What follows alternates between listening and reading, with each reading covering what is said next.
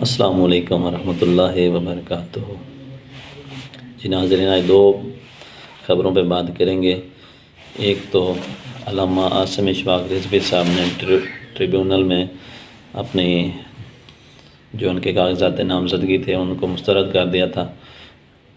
RO نے tribunal میں انہوں نے اپیل دائر کی تھی، جو کہ جسٹس عبدالعزیز نے اپیل خارج کر دی ہے، اور ریمارکس اس نے بڑے بےہودہ دیے ہیں۔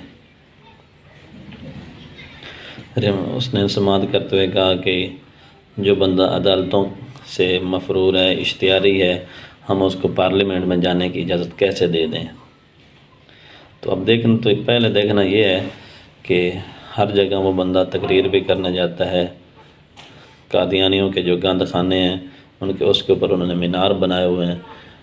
علامہ عاصم اشفاق وہ بھی توڑ رہے ہوتے ہیں، پولیس والے سامنے ہوتے ہیں، تو وہ اس کو گرفتار کیوں نہیں کرتے؟ گرفتار تو وہ کر نہیں سکتے، جان بوجھ کر بس رپورٹ میں پھر وہ مفرور لکھ دیتے ہیں۔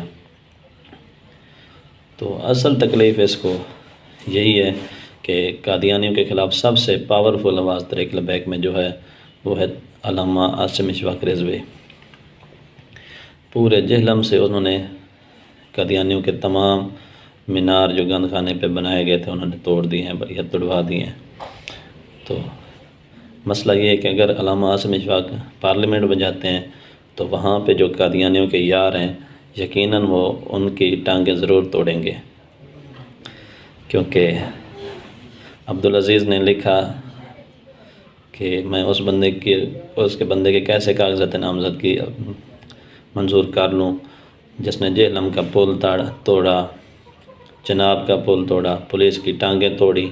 تو اس لیے میں کہہ رہا ہوں کہ ضرور علامہ صاحب اگر پارلیمنٹ میں جاتے ہیں تو یہ جو قادیانیوں کے یار ہیں ان کی ضرور ٹانگیں توڑیں گے۔ باقی علامہ صاحب نہ کوئی مفرور ہیں، نہ کہیں وہ ملک سے باہر بھاگ گئے ہیں۔ باہر بھاگنے والے آپ کے سامنے ہیں۔ یہ نواز شریف بگوڑا یہ مفرور تھا، جب وہ واپس آیا تو پوری عدالتیں نادرا ایئرپورٹ پہ پہنچ گیا۔ ان کو شرم آنا چاہیے۔ ہماری جو عدالتیں ہیں یہ دنیا میں تقریباً 130 نمبر کے بعد یہ رینکنگ پہ آتی ہیں، ان کو اس بات کا شرم بالکل نہیں آتا، کیونکہ یہ مسئلہ ضرورت کے تحت بھی فیصلے دیتے ہیں، اور امیر کے لیے یہ رات کو 12 بجے کھل جاتی ہیں، جبکہ غریب کے لیے بالکل اس کو تو انصاف ملتا ہی نہیں ہے۔ غریب کو انصاف ملنا بالکل ناممکن ہے ان عدالتوں میں۔ تو انہوں نے علامہ صاحب کے کاغذات نامزدگی مسترد کر کے یہ ناکام کوشش کی ہے کہ وہ قادیانیوں کو کچھ ریلیف فراہم کریں، لیکن قادیانیوں کی تو وہ بینڈ بجاتے رہیں گے جب تک ہیں۔ جہاں بھی قادیانی کچھ کام کریں گے انشاءاللہ اس کے رد میں علامہ صاحب سب سے پہلے آگے آئیں گے۔ دوسری بات، آج 4 جنوری ہے۔ آج کے دن غازی ممتاز حسین قادری رحمۃ اللہ علیہ نے گورنر پنجاب جو لعین تھا اس کو 27 گولیاں مار کے فنار کیا۔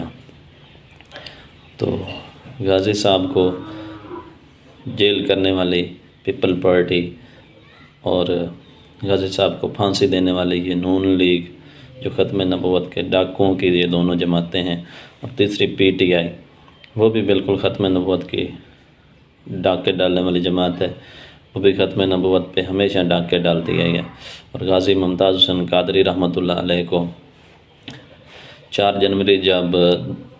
جنوری 2011 کو جب غازی صاحب نے اس لعین کو قتل کیا تو پیپل پارٹی کی حکومت تھی، اور 29 فروری 2016 کو جب غازی ممتاز حسین قادری رحمۃ اللہ علیہ کو شہید کیا گیا ناحق، اس کو عدالتوں نے عدالتی قتل ہی اسے کہا جا سکتا ہے، ناحق اس کو سزائے موت سنائی اور اس کو قتل کر شہید کر دیا گیا۔ اس وقت حکومت تھی نون لیگ کی، یہ مجرم لیگ کی، اور جو اس سارے مسئلے کی بیس تھی، جڑ تھی آسیہ ملونہ، اس کو چھوڑنے کا جتنا بھی کارنامہ سر انجام دیا ہے وہ PTI نے دیا ہے۔ اور یہ PTI کا جو سربراہ ہے عمران خان، اس نے فوراً TV کو انٹرویو دیتے ہوئے کہا کہ ایک چھوٹا سا طبقہ تھا جس کو میں نے بالکل قید کر دیا اور اس ملونہ کو میں نے سیفلی وہاں سے ریلیز کرایا، ملک سے باہر بھگایا۔ تو اب ہم نے غازی ممتاز حسین قادری رحمۃ اللہ علیہ کی پھانسی کا خون کا بدلہ لینا ہے۔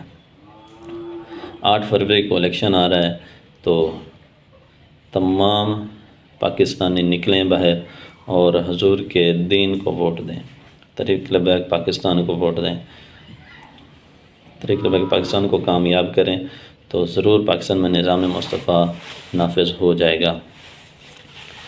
سونا جنگل رات اندھیری چھائی بدلی کالی ہے، سونے والوں جاگتے رہیو چوروں کی رکھوالی ہے۔ تو اس وقت اس پورے ملک میں چوروں کی رکھوالی ہے، اور اس سب 76 سالوں میں ہم نے سارے نظام آزما لیے ہیں، کسی نظام میں بھی کوئی بھلائی نہیں ہے۔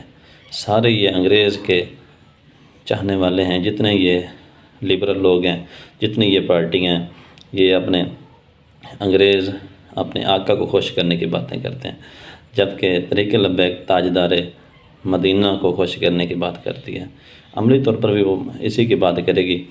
اگر اس دفعہ تحریک لبیک حکومت بناتی ہے تو انشاءاللہ حضور کا دین تخت پر ہوگا، اور ہر بندے کو اس کا حق اس کی دہلیز پہ ملے گا۔ کسی ویڈیو میں پھر ملیں گے انشاءاللہ۔ حافظ۔